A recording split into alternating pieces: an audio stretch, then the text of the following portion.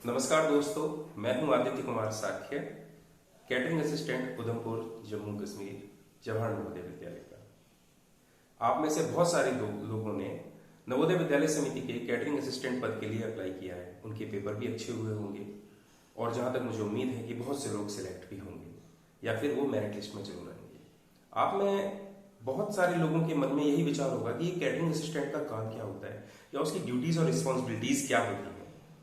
आज मैं आपको यहां से लाइव बकायदा कैमरा दिखाकर मैं आपको बताऊंगा, कैमरा घुमाते हुए, कि हम किस तरीके की ड्यूटीज प्ले करते हैं ऑन ड्यूटी रहते हुए जवाहर नवोदय विद्यालय में। इस वक्त मैं अपने ऑफिस में बैठा हुआ हूं और ये मेरा ऑफिस जो है मैस नहीं है।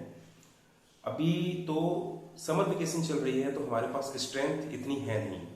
हमारे पास कुछ ही बच्चे हैं जो कि रिटेन हो चुके हैं, जिनके 12th के एग्जाम्स चल रहे हैं, बोर्ड एग्जाम्स चल रहे हैं, तो इसलिए हम उनके लिए खाने की प्रिपरेशन कर रहे हैं। नहीं तो हमारे पास 550 बच्चों की स्ट्रेंथ होती है जिनका हमें दिन में 3 बार खाना बनाना पड़ता है। बहुत सारी चपातियां लगती हैं, बहुत सारा चावल बनता है, कम से कम 150 किलो चपातियां लगती हैं।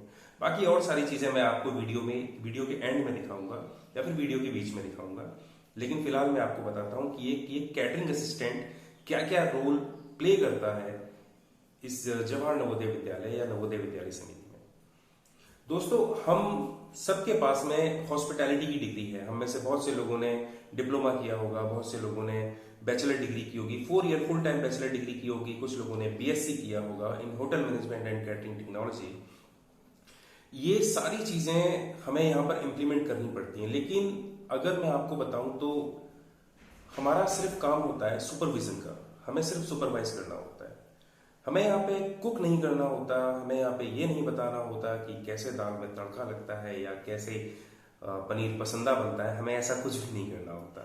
हमें सिर्फ सुपरवाइज करना होता है। लेकिन यही सुपरविजन हमें फुल इंचार्ज और फुल रिस्पॉन्सिबल पर्सन बनाता है पूरी की पूरी मैस का। मैस में दोस्तों कुछ भी होता है, चाहे वो खाना बन रहा है, चाहे वो चाय बन रही है, उसके लिए पूरा पूरा जिम्मेदार जो है वो कैटरिंग असिस्टेंट होता है। हमें एंटरटेन करना होता है इन बच्चों को और साथ ही साथ हाई ऑफिशियल्स को जो कि नवोदय विद्यालय समिति के आते हैं और यहाँ पर आके स्टे करते हैं ड्यूरिंग द इंस्पेक्शन या फिर ऐसी कोई ऑफिशियल विजिट पर। कभी कभी ऑडिट पार्टीज भी आती हैं जो कि साल में हर साल या फिर 2 साल या 3 साल के बाद आती हैं, तो उनको भी हमें एंटरटेन करना होता है। बट बेसिकली ऑन डॉक्यूमेंट हमारा जो पद है, हमारा जो डिजिग्नेशन है, उसकी साफ साफ बस यही एक क्लेरिफाई कर रखा है हमारी ड्यूटीज एंड रिस्पॉन्सिबिलिटी कि हमें बच्चों को एंटरटेन करना है। यहाँ पर हम दिन में 3 बार खाना बनवाते हैं। हमारे पास एक कुक होता है, 2 मैस हेल्पर होते हैं जो कि परमानेंट मतलब रेगुलर सरकारी होते हैं, और इसके अलावा हर 60 बच्चों पर हम एक कैजुअल वर्कर, एक कैजुअल मैस वर्कर रख सकते हैं जो कि डेली वेजर होता है। अभी आजकल जो है वो एक उन डेली वेजर्स की पगार जो है वो 443 रुपए समथिंग चल रही है। तो ये 447 रुपए हमें डेली बेसिस पे उनको नहीं देने होते, हम उनको अकाउंट में हर 30 दिन में जमा करते हैं।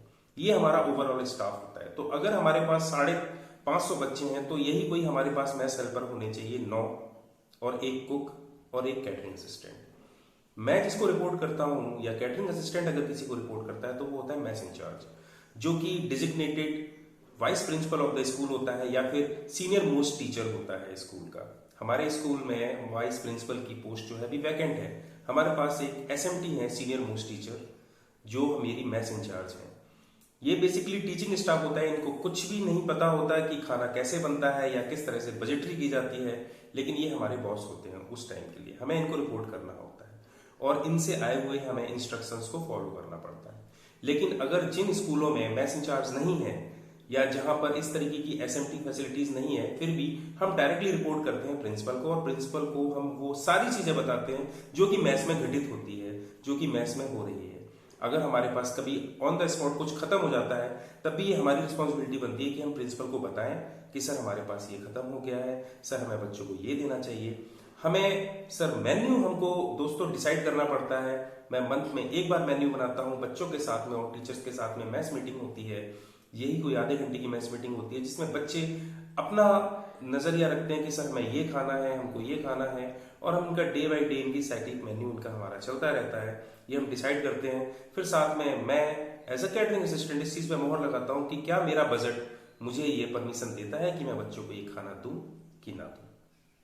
तो दोस्तों बातें तो बहुत सारी हैं कैटरिंग असिस्टेंट के बारे में बताने के लिए। बस एक छोटी सी लाइन में खत्म करना चाहूंगा कि अगर आप as a CA, as a catering assistant को अपने एक रोजगार के तौर पे, एक जॉब अपॉर्चुनिटी के तौर पे देख रहे हैं कि अगर आपका सिलेक्शन होता है तो you most welcome in NVS, Navodaya Vidyalaya Samiti. आप आ सकते हैं। हमारे कोई वर्किंग आवर डिसाइड नहीं होते, लेकिन यह है कि हम इतना ज्यादा हाई वर्क करते भी नहीं है। लेकिन बहुत से स्कूल्स हैं जहां पर बहुत ज्यादा हैवी वर्कलोड होता है। लेकिन अगर मैं ओवरऑल जॉब की बात करूं दोस्तों, तो जॉब काफी रिलैक्सिंग है। कहीं कहीं पर जो हार्ड स्टेशंस हैं वहां शायद थोड़ा टफ माहौल है। फिलहाल मैं तो अभी ना मेरे लिए रिलैक्सिंग है, ना मैं बहुत ज्यादा टफ एटमॉस्फेयर में काम कर रहा हूँ। मेरा इजी गोइंग हो रहा है। लेकिन ये तो जॉब से हमेशा एक तरह से तो नहीं चलती, कभी कुछ मुश्किलात आ जाते हैं, कभी बहुत सारी चीजें आसान होती हैं। तो इसलिए दोस्तों, अगर आप इसे एक एज ए जॉब रिस्पॉन्सिबिलिटी के तौर पे लेते हो तो आप ले सकते हो। बहुत सारे डॉक्यूमेंट्स हैं जो कि आपको प्रिपेयर करने पड़ते हैं, जैसे कि आपको स्टॉक रजिस्टर आपको मेंटेन करना पड़ता है। इसमें आपको लिखना पड़ेगा कि आप कितनी सब्जियां, कितने आलू, कितने टमाटर आप यूज कर रहे हैं, क्योंकि ये देना भी आपको ही है अगर आपके पास स्टोर है। आपको डीसीआर बनाना पड़ता है, डेली कंजप्शन रिपोर्ट आपको बनानी पड़ती है, जिसमें आपको बताना पड़ता है कि हर दिन का बजट आपका कितना गया और क्या आप अंदर बजट हैं या फिर बजट के बाहर हैं। और फिर ओवरऑल आपको भी बताना पड़ता है कि महीने में जो हमें डिपार्टमेंट ने बजट सैंक्शन किया है, हम उसके अंदर हैं कि हम उसके बाहर हैं। अगर हमने कुछ एक्सेस खर्च कर दिया या एबनॉर्मल हमने क्वांटिटी खर्च कर दी तो उसके लिए भी जिम्मेदार हम ही होते हैं। तो जब ऑडिट होता है तो उसमें ये आ जाता है कि 400 बच्चों में आपने 800 अंडे कैसे खिला दिए। तो ये सब चीजें हमें बहुत सोच समझ के चलनी पड़ती है। तो जॉब तो काफी रिस्पॉन्सिबिलिटी वाली है। अगर बच्चे मैस का खाना खा के अगर बीमार पड़ जाते हैं तो भी जिम्मेदार आप ही हैं, क्योंकि मैस में ऐसा क्या बना जो बच्चे खाना खा के बीमार पड़ गए। आपको प्रेजिंग भी मिलती है, आपको आपका उत्साह भी वर्धन किया जाता है कि आज आपने बहुत बढ़िया खाना बनवाया, बहुत अच्छा खाना बनवाया। लेकिन बेसिकली दोस्तों, हमारी जो हमारी डीलिंग है वो है हमारी मैस वर्कर से, हमारे कुक से। हमारा कुक अच्छा है, हमें उनको डायरेक्शन देना है। मैं तो डायरेक्शन भी नहीं देता, क्योंकि कुक बहुत ही मोस्ट सीनियर है मेरे से। उनको तकरीबन 25 से 28 साल का अनुभव हो चुका है इसमें, तो उन्हें बहुत अच्छे से पता है कि बच्चों को क्या खिलाना है, कैसे खिलाना है, बच्चों का टेस्ट क्या है। तो मैं तो उनको कोई डायरेक्शन देता नहीं हूँ। मैं तो वो मेरे से बोलते हैं कि भाई क्या कितना सामान चाहिए, कितना आटा चाहिए, कितना चावल चाहिए, मैं उसकी रिक्वायरमेंट बना देता हूँ। लेकिन हाँ, कहीं कहीं पर मैं उनको बोलता हूँ कि नहीं, आपको ये नहीं, आपको ये करना है, ये नहीं, आपको ये करना है। तो काफी अच्छी कोऑर्डिनेशन से काम चलता है।